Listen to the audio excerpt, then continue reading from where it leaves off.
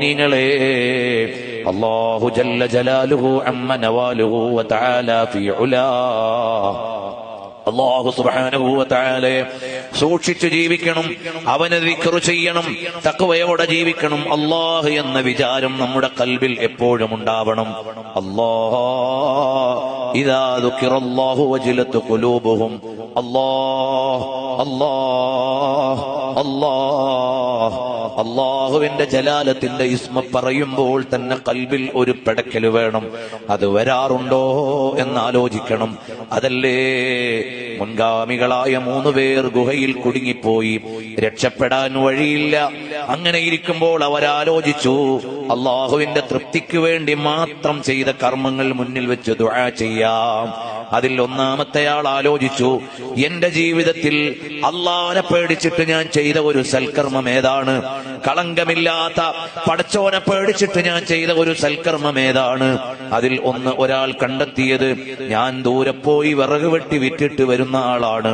എന്ന് വന്നാലും ഞാൻ വാപ്പക്കും ഉമ്മക്കും പാല് വാങ്ങിയിട്ട് വന്ന് വാപ്പാനെയും ഉമ്മാനെയും പാല് കുടിപ്പിച്ചിട്ടാണ് ഞാൻ എന്റെ കുടുംബത്തിനും മക്കൾക്കും ഭക്ഷണം കൊടുത്തിരുന്നത്. ഒരു ദിവസം ഞാൻ വരുമ്പോൾ വജത്തുഹുമാ, 2 പേരും ഉറങ്ങുകയാണ്. ഞാൻ എന്റെ വാപ്പയും ഉമ്മയും എന്നും അവർക്ക് പാൽപാത്രം കൊടുത്ത് കുടിപ്പിച്ചിട്ടാണ് ഞാൻ എന്റെ മക്കൾക്കും കുടുംബത്തിനും കൊടുക്കാറുള്ളത്. ഒരു ദിവസം വന്നപ്പോഴേക്ക് വാപ്പയും ഉമ്മയും ഉറങ്ങിപ്പോയി. ഞാൻ ആ പാൽപാത്രവും കൊണ്ട് ഉമ്മാന്റെ കിടക്കയുടെ അടുത്ത് നിന്നു. മക്കൾ വന്നിട്ടോ വസ്വബിയത്തു യതളാഹുന ഇൻദ ഖദമി, കാൽക്കൽ വീണ് കരയുന്നുണ്ട്. അപ്പോഴും വാപ്പക്കും ഉമ്മക്കും കൊടുക്കാതെ എനിക്ക് മക്കൾക്ക് കൊടുക്കാൻ തോന്നിയില്ല. അല്ലാഹുവേ, ഇത് നിന്റെ നിയമം പാലിച്ചുകൊണ്ട് ഞാൻ ചെയ്തതാണ്. ഇൻ കുന്തു ഫഅൽതു ദാലിക ലിമർളാതിക, ഇത് നിന്റെ തൃപ്തിക്ക് വേണ്ടി ചെയ്തതാണല്ലോ റബ്ബേ. അതുകൊണ്ട് ഞങ്ങളെ ഈ പ്രയാസത്തിൽ നിന്ന് രക്ഷപ്പെടുത്തണം. അപ്പോൾ അവരുടെ ഗുഹ അടഞ്ഞിരുന്ന പാറ അല്പമൊന്ന് നീങ്ങി. രണ്ടാമത്തെ ആൾ ആലോചിച്ചു, എന്റെ ജീവിതത്തിൽ പടച്ചോനെ പേടിച്ച് ഞാൻ ചെയ്ത ഒരു സൽക്കർമ്മം ഏതാണ്? ഞാൻ ആലോചിച്ചു നോക്കിയപ്പോൾ എന്റെ അടുക്കൽ ഒരു വേലക്കാരൻ ഉണ്ടായിരുന്നു.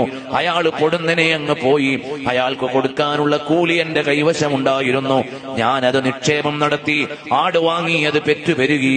ഒട്ടകം വാങ്ങി, അത് പെറ്റുപെരുകി. കുറെ കാലം കഴിഞ്ഞപ്പോൾ ആ തൊഴിലാളി വന്നു, പണ്ടത്തെ എന്റെ ശമ്പളം എവിടെയെന്ന്. അപ്പോഴേക്കും ഒരു പറ്റം മാടുമുണ്ട്. ഞാൻ അവനോട് പറഞ്ഞു, ആ കാണുന്നത് മുഴുവനും നിന്റെ സാലറിയാണ്. അയാൾ ചോദിച്ചു, തസ്തഹ്സഉ ബി, എന്നെ കളിയാക്കുകയാണോ? അല്ല, നിന്റെ ശമ്പളം ഞാൻ എടുത്തിട്ടില്ല.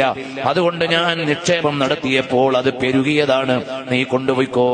ഒരു കുഞ്ഞാടിനെ പോലും ബാക്കിയാക്കാതെ അയാൾ കൊണ്ടുപോയി. അത് ഞാൻ നൽകിയത് നിന്നെ പേടിച്ചിട്ടാണല്ലോ റബ്ബേ. അതുകൊണ്ട് ഞങ്ങളെ രക്ഷപ്പെടുത്തണം. അപ്പോൾ അവരുടെ ഗുഹയടഞ്ഞ പാറ അല്പം കൂടി ഒന്ന് നീങ്ങി.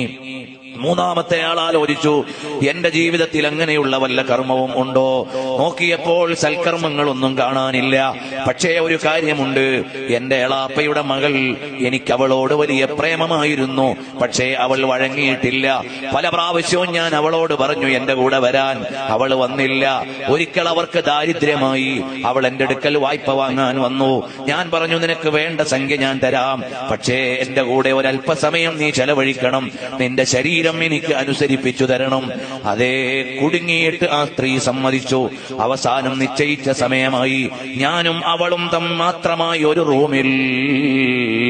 ഒരു പുരുഷൻ സ്ത്രീയിൽ നിന്ന് ശാരീരികമായി താല്പര്യപ്പെടുന്ന സന്തോഷത്തിന് വേണ്ടി ഞാൻ ഒരുങ്ങിയപ്പോൾ അവൾ ചോദിച്ചു, എടാ പടച്ചവനെ പേടിയില്ലേടാ എന്നൊരു ചോദ്യം ചോദിച്ചപ്പോ എനിക്ക് നിന്നെ പേടിച്ചു പോയി, നിന്നെ ഓർമ്മ വന്നു പോയി.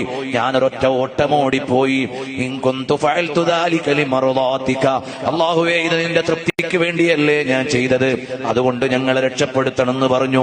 3 ആളും ഗുഹയിൽ നിന്ന് രക്ഷപ്പെട്ടു എന്ന കഥ പറഞ്ഞു തന്നതാരാണ്? സയ്യിദുനാ റസൂലുള്ളാഹി സ്വല്ലല്ലാഹു അലൈഹി വസല്ലമ തങ്ങളാണ്. അതുകൊണ്ട് ഇഖ്ലാസോടുകൂടിയുള്ള ജീവിതം വേണം. തെറ്റുകളിൽ വീണുപോകാതെ പടച്ചവനെ ഭയക്കണം. അള്ളാഹുവിനെ ഭയന്നുകൊണ്ട് തെറ്റുകളിൽ നിന്ന് വിട്ടുനിൽക്കണം. അല്ലാഹു തആല നമുക്കെല്ലാം എല്ലാവിധ ഇഖ്ലാസും തഖ്വയും സ്വലാഹിയത്തും നൽകട്ടെ.